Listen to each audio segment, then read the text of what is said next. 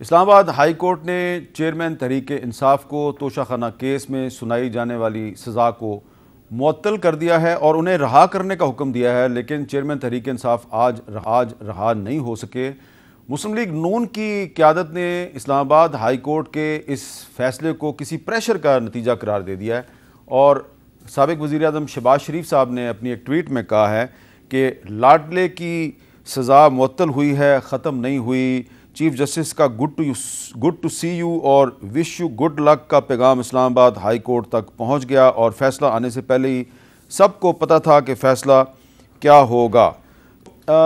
एक तरफ तो मुस्लिम लीग नून जो है उसने इस फैसले को चीफ जस्टिस ऑफ पाकिस्तान और सदर पाकिस्तान के प्रेशर का नतीजा करार दे दिया है और दूसरी तरफ जो तहरीक इंसाफ है उसने इस फैसले का खैर मकदम किया है। लेकिन यही तहरीक इंसाफ जो है ये थोड़े दिन पहले तक जो इस्लामाबाद हाई कोर्ट के चीफ जस्टिस हैं जस्टिस आमिर फ़ारूक साहब, उनके ख़िलाफ़ बाकायदा सोशल मीडिया पे एक कैंपेन चला रही थी और अब सवाल ये पैदा होता है कि जो इस्लामाबाद हाई कोर्ट ने चेयरमैन तहरीक इंसाफ को रिलीफ दिया तो इसके बाद क्या तहरीक इंसाफ की क़यादत chief justice Islamabad high court से कोई माजरत वगैरह करेगी या नहीं करेगी। और क्या आज पाकिस्तान का सबसे बड़ा मसला ये तोशाखाना केस है या बिजली के बिल हैं, जिस पे कि आज पाकिस्तान के बहुत से शहरों में बहुत बड़े बड़े मुजाहरे हुए हैं, एहतजाज हुआ है, बिजली के बिल नज़र आतिश किए गए हैं। तो इस पे हम बात करेंगे।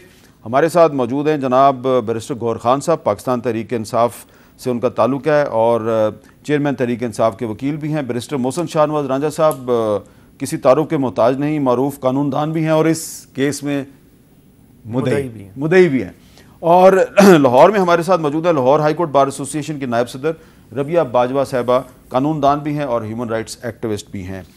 तो सबसे पहले मैं आपसे गौहर साहब जी गुफ्तगू का आगाज़ करूँगा।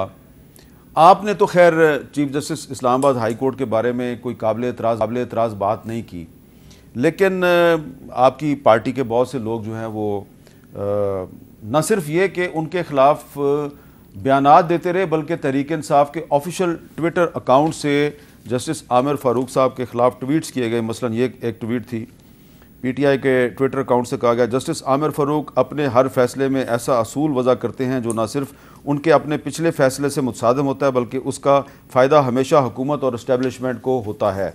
फिर एक और जगह पे यही कहा गया, clear example of justice delayed is justice denied by chief justice Islamabad high court Aamir Farooq.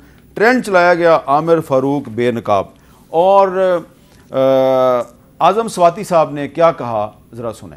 Islamabad high court के चीफ जस्टिस आमिर फ़ारूक, आज आपसे मैं फिर मुखातिब हूँ। आप अपनी रविश से, अपने फैसलों से जिसमें आप इंसाफ का कत्ल कर रहे हैं, मुल्ज़िम को सजा होने से पहले सजा दे रहे हैं, मैं बहैसियत सेनेटर इंसाफ की अलमबरदारी के लिए मैं आपके खिलाफ रेफरेंस लेके आऊँ। पाकिस्तान के सारे वकला से गुजारिश कर रहा हूँ कि खुदारा कानून की हुक्मरानी के लिए आमिर फ़ारूक के खिलाफ सुप्रीम जुडिशल काउंसिल के अंदर इसके खिलाफ रेफरेंस लेके आए। मैं भी लेके आ रहा हूँ।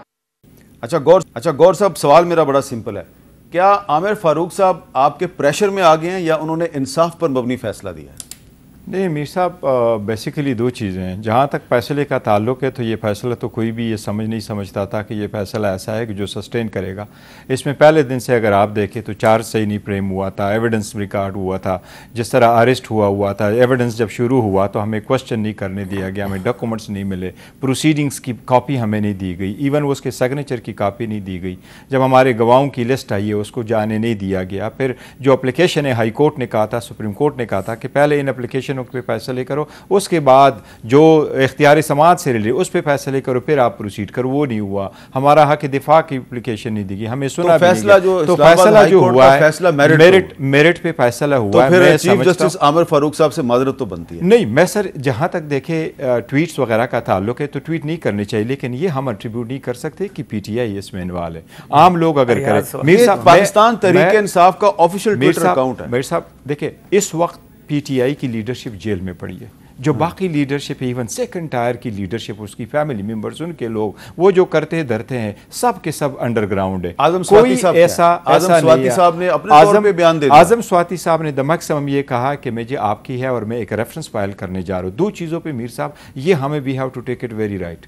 वन, अगर कोई किसी जज को कहता है कि मैं आपके खिलाफ रेफरेंस फाइल करना चाहता हूँ, ये आईन में दर्ज है और जजेस का जो कोड ऑफ कंडक्ट है उसमें प्रोवाइडेड है। जजेस को कभी इस पर अपने आप को वो नहीं करना चाहिए कि ये मेरे खिलाफ गलत है। या अगर जज को आप ये कहें कि फॉर दीज रीजंस आप में बाइस है, तो ये भी नहीं होना चाहिए बिकॉज ये कानून का एक हिस्सा है, वो होना चाहिए। अलबत्ता उन पर ज़ाती तनकीद है, ये नहीं होने चाहिए।